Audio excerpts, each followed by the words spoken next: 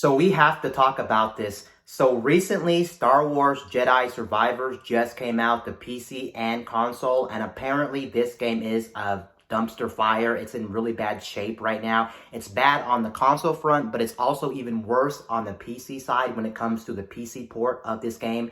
And that's just unacceptable considering how expensive this game is. This game is not no little indie game. It's a big AAA release with the name Star Wars on it, and it costs $70 for this game. And what makes things even worse for this game is the fact that the first one was absolutely a good game, and I actually played that game and loved that game. It gave me all the elements of different games. Like, for instance, the combat gave me Souls-like combat, it felt like.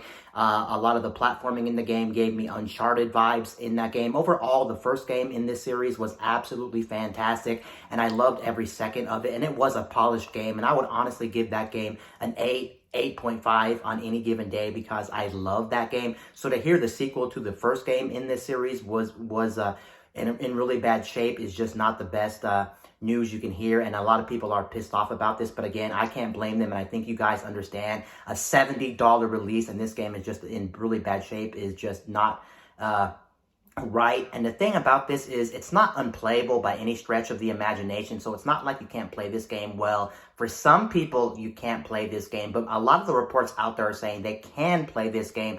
But the thing is, they're not getting really good performance out of this game, and a lot of it's just really sluggish and really slow. Like, for instance, even people with, like, the best graphics card on the planet right now, the 4090, can't even play this game properly. They're getting somewhere in between 40 to 50 frames on any given day, and then you have people even with a 4090 are complaining, nah, they're lying. They're not even getting 40 to 50 frames out of this game. They're only getting 30 frames out of this game. And in some worst cases, some people can't boot the game, believe it or not. And then you hear other people saying, yeah, I can boot the game, but it's extremely laggy. I'm only getting, like, for instance, in the low 20s with this game. And you guys know, with video games, you can't go under 30. If you go under 30, that's when things start becoming almost unplayable to most people, and most people can feel the lag. So you really want to stay lock 30 or higher nowadays, and that's also unacceptable considering this is a big AAA game for $70. It should be bare minimum 60 frames per second locked with this game. If it's not a locked 60 frames per second, it should at least be around the ballpark of 60 frames per second. So for people complaining about all the frame rate issues in this game, that's justifiable considering also people with the 4090 have a very powerful graphics card. That's a very expensive graphics card. We're talking over $1,000. And in a lot of cases, depending on what variant you buy of the 4090, it can even be higher. It can be more close to $2,000. So you can see that that GPU, that graphics card should really be capable of actually playing this game. And some people even have crazy ass setups like $2,000 or $3,000 for their whole computer, and they can't even play this game properly. So that's absolutely unacceptable. But at least on the bright side, most people can play this game apparently. But the thing is, it's in really rough shape. I'm not defending this game at all, but I'm at least saying it's still better than some other games out there who have tried PC ports, who have made crappy ones at launch. Like, for instance, you guys may have remembered the Cyberpunk situation. I'm not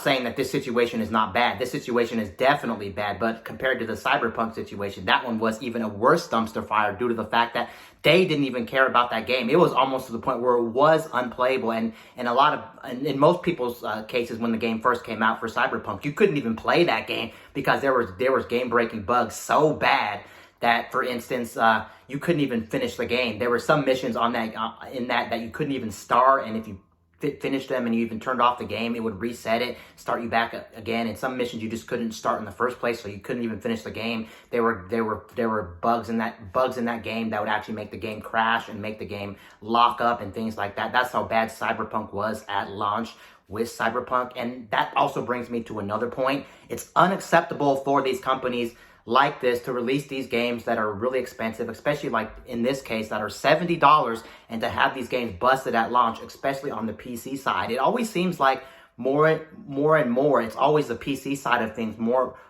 so than the console counterparts of these games, because they just seem like they don't care to optimize it, or they're too lazy. I know what's actually going on when it comes to things like this. If you actually think about it, there's two reasons why companies release games in broken, buggy messes when it comes to PC ports. One is they got to meet the bottom dollar. I know it sucks that we're getting a bad product due to the fact that they got to meet their bottom dollar. So it's like the companies of the developers of this, or the companies who own the rights to these games, are making games and are like, yeah, let's go ahead and release these games as soon as possible because we got to meet the bottom dollar. We got to meet the quota. We got to do the quarterly earnings, and we got to get these games out as fast as possible so we look good, so we can try to get as much money as possible, because they also know that we are guilty as well, if you think about it. Because if you think about it, we're the ones who are supporting these games. You may not be supporting this game. I'm not supporting this game. But there are a lot of people who buy these PC ports right at launch because they're so excited to play this game, to only find out it's a buggy mess. And these companies know they can get away with it because they're like, yeah, let's go ahead and release this game. We know damn well this game is a buggy, glitchy mess. This game's unoptimized for PC and people are going to have a really bad experience. Let's release it because we know there's fans that are so excited for this game. They've been waiting so long. Let's go ahead and release this game in this state. They'll buy it anyway. And then in the future, we'll patch the game just like every other developer who makes a bad PC port around launch. Let's go ahead and patch it. And that's what they're going to do with this game. They've already made an official statement about the situation of Star Wars Fallen Survivor, or Star Wars Survivor, whatever it's called, because they know if they do an apology and then they patch it later, it'll clear things up, and then people will just forget about this situation years down the road. And that's not great, considering this is not how it should be. It shouldn't be at launch where these games come out and they're buggy, glitchy messes at launch when they're actually not great, considering you're already paying your bottom dollar for this game. What are you buying when you're buying these games on day one, especially a lot of these PC ports that are buggy, glitchy messes? What are you actually buying? Are you buying like a beta? Are you buying like an early access? That's pretty much what you're buying with a lot of these games that come out buggy, glitchy messes. You're pretty much buying games that are early access games that you know are just pretty much not finished, and they're going to finish them later, which is absolutely insane. And this is not the first time that this happened. Like I said before, Cyberpunk was one of the biggest culprits of being a buggy, glitchy, almost even more so of an unplayable mess than Star Wars, which I'm not defending this game as well. This game is just really bad as well. And then you have other games like the Callisto Protocol, I think it's called. That game came out and it was really unoptimized for PC. When they first wanted to put Horizon Zero Dawn on PC, that game was absolutely in really rough shape. The recent one was The Last of Us. When they ported The Last of Us to PC, that game was unacceptable as well. And they did the same thing that EA is going to do with Star Wars Fallen Survivor, or Star Wars Survivor. They're going to be doing the exact same thing. They're going to be patching it later and fixing it. Apparently, from what I know, is The Last of Us port on PC has already been fixed, and a lot of people can play that game. They've already patched it. They've already fixed most of the major complaints about the game, and no one really has any big major issues. But it's still a shame a lot of these games come out on PC just because they got to meet their bottom dollar, and then they know that a lot of these people will just buy it day one, and then they'll patch it later, and then everything will just be cleared up. Like, you don't see that in any other industry. Think about it. You don't see other industries releasing like a car and then saying, well, we'll just fix the car later at a later date because yeah, we're too lazy and we know people will buy this car right now. Or like, you don't see like the newest iPhone being broken at launch and being like, yeah, we'll fix it later. That usually doesn't happen with other industries, which is just insane. And the worst thing is, in the day and age we live in, companies can actually get away with this. It wasn't like it was back in the day with gaming. If you think about it. Back in the day with gaming, when a game came out, it pretty much had to be the complete game, because back in the day, like, we're talking like PS1 era and below, or maybe even Xbox, PS2, and GameCube era, you couldn't really patch games because the internet really didn't exist, and game developers didn't have a way to patch games or fix games later. So what happens is, when games came out, they had to be the complete game. Sure, there were still buggy, glitchy games and games that were unoptimized and games that ran really well with frame rates and things like that. But for the most part, a lot of games were more polished back then than they were now, just because developers are lazy and they have to follow all these different quotas from their bosses and things like that to get these games out the door as soon as possible and patch these games later. It wouldn't really be too bad if they patched these games like a week later or something like that, but due to the fact they don't patch these games right away is absolutely frustrating. Heck, that shouldn't even be a consideration, considering these games are $70. When the game ships, it should be in playable state, and it should be like any other game. And it's unacceptable that these companies these developers and these game studios are freaking lazy or not lazy just because they got to meet the bottom dollar and they got to push these games out as fast as possible. It's unacceptable. And unfortunately, I don't think this situation is ever going to stop in the gaming industry just due to the fact that there'll always be a way to patch game. And as long as there's ways to update games and fix games later, these companies are going to do it because they know there's too many people who are going to buy these games on day one and support this, and they're going to keep doing it because it solves the problem of these games being delayed.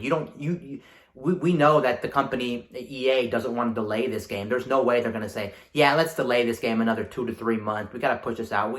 They know deep down they're going to release this game right away just because there's updates and patches they can do later, and that's unacceptable. It's not like back in the day they would have to delay a game because if it was in a really bad state, they're not going to release it, which is just insane that they're even thinking about doing that. And it does show that it's just not good for the consumer, and it just gives them a bad look. Although we know years down the road, everyone's just going to forget about it. They'll patch it and everything will be okay, which is just unacceptable. I also don't like things like this where games come out and they don't have a lot of content. They're missing content, like for instance, Sea of Thieves and No Man's Sky, where they lied about a whole bunch of things and then years later, the game becomes a really good game. I'm not really a fan of that because the only problem with that is a lot of people review these games on day one. And since so many companies review these and so many individual YouTubers like myself review these games on day one, it's just not fair because a lot of people are going to see these reviews years later if they want to see a review of like No Man's Sky, and they're going to see like the first thing and they're going to click on like whatever the first video is. And the first video for a lot of these games may still be the older video for the actual game, and then they may think, oh yeah, this game's a bad game because this reviewer, this company gave it a bad score, but indeed the game's not bad anymore. It's actually a really good game, so it's not fair to the consumer. But I guess that's what these companies get for releasing games buggy and missing content right at launch.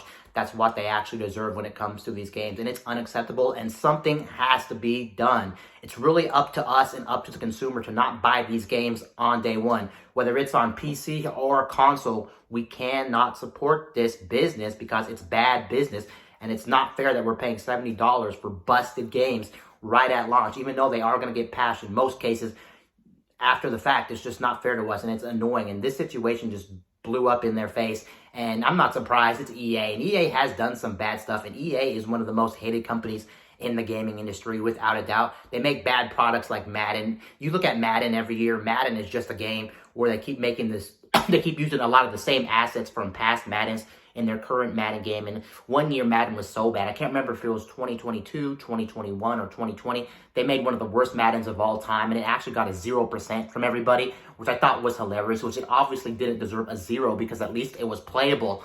Unlike something like this Star Wars game, which is pretty much unplayable due to how bad the optimization is. It just goes to show you that the gaming industry is one of the most toxic industries out there, period, because they know they can get away with a lot of these scummy different things, whether it's games being busted at launch, whether it's bad microtransactions, whether it's just not putting enough content in these games on day one. Things like that just boil my blood with the gaming industry. And yeah, I'm just not a fan of a lot of these different tactics that these companies use to actually release their games and things like that. It's just not fair. And yeah, that's pretty much it. And that's pretty much all I wanted to clarify with this video about this situation, which needs to be solved. Anyway, guys, this is Wayne signing out.